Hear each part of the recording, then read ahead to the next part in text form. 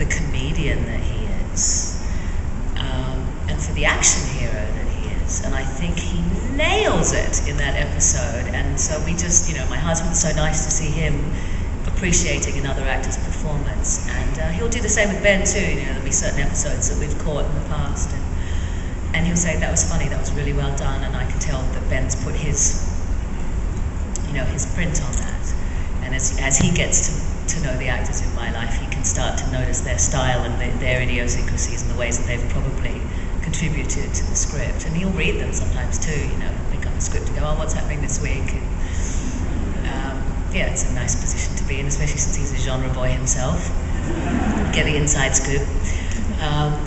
So I think, again, it's an interesting question, but I'm really, again, grateful and lucky that I can answer that with full sincerity, that there's no way I can make a choice. They're both brilliant. And I'm sure you know that yourself, so. Hi, Claudia. Hello. I'm a new fan.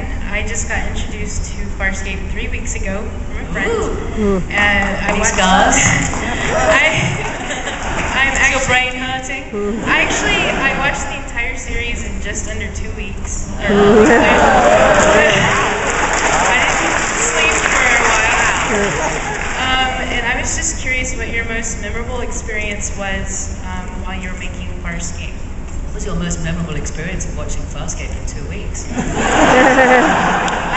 I still haven't put it all together yet. I'm going to have to rewatch it again with my mind away. Wow. And it's now actually my favorite TV show. And I'm starting Stargate after this convention. So I came here just to see you, so I'm really excited to be here. Wow. Well, Stargate, you do realize that there's 10 seasons of Stargate. I'm really... Can I ask you though, how Farscape came to you? How did you find it? Actually, my friend Deborah couldn't stop talking about the show. Deborah, where are you? She's just as obsessed as I am. And she couldn't stop talking, and I've never really been a huge sci-fi fan, and I was like, hey, if you like it, I'll give it a try.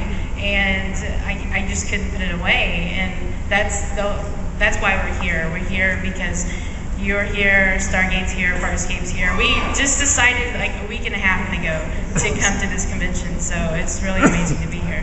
Oh, I'm really glad you came, because one of the things I love, two of the things I love in life, travel and catching up with friends, and you get to meet new people at these conventions. From what I can tell, it's a fantastic community and a fantastic opportunity. The internet's done amazing things for forums and introducing people from other sides of the world, but it also is bringing them together in person in places like this. So I think it's a really cool thing to come and do. To answer your question, most memorable experience of filming Farscape. There's so many things. I've got sort of like a slideshow of things just sort of flicking through right now. Anthony Simcoe with full makeup on, who plays Dargo, but with boxer shorts on and socks and sandals, walking along in the heat, sort of talking with this really broad Australian accent, going, oh God, I'm so bloody starving, when's lunch? Terry Ryan, the costume designer, running around behind saying, get me off this show!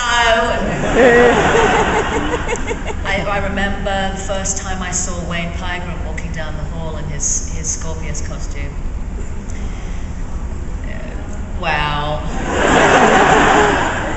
That's when we knew what show we were working on, I think. I get it. And the really cool thing was all the guys from the Creature Shop who created those costumes all dressed like that on the weekends themselves, minus the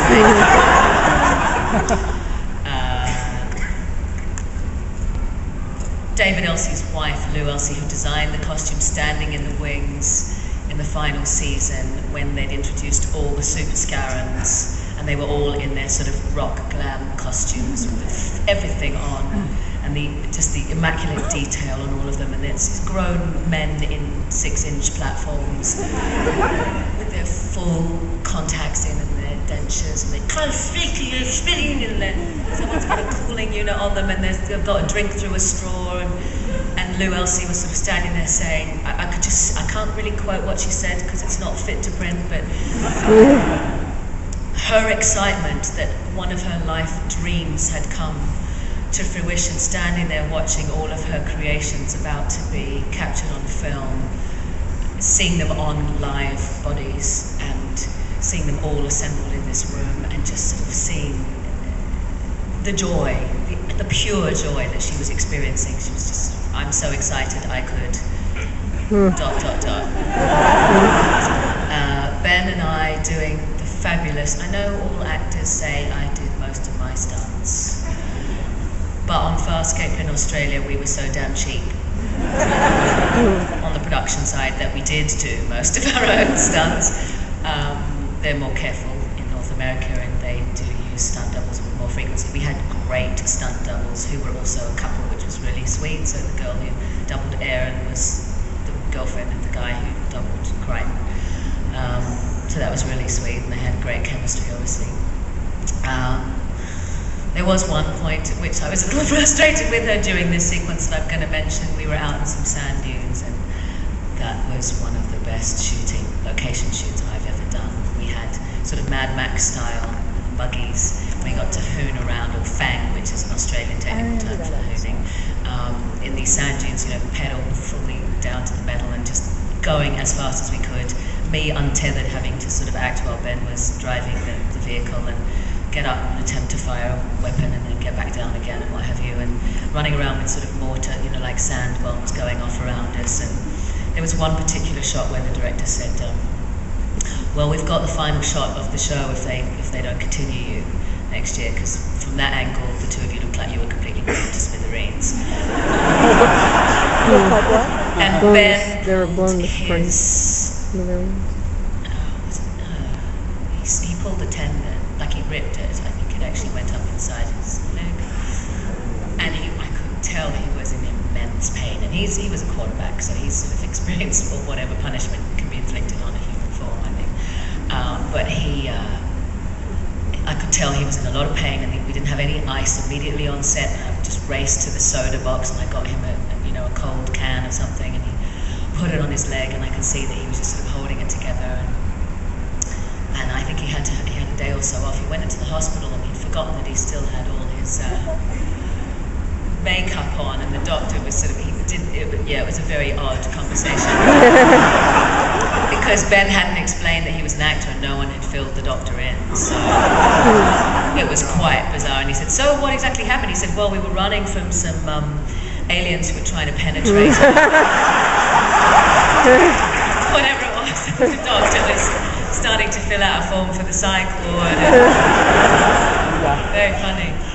But that day, or those days out on that sand dune with my buddy Ben, just being allowed to play with these toys and get dirty and jump around, and it was just in the Australian summer in these sand dunes down near Cornell with Qantas Flight 11 going over our head every now and then while I was trying to pee off of the sand dunes, and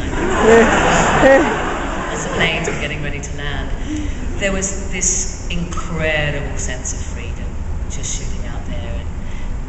And there was a lot of freedom on that set in some ways. It was like the lunatics had taken over the asylum, because the network was over in the States and we were in Australia, and we had to get the day shot somehow, and if it wasn't working the way it was scripted, then we had to come up with our own ideas. And so it was those sort of experiences, that wildness, that sort of almost like a Western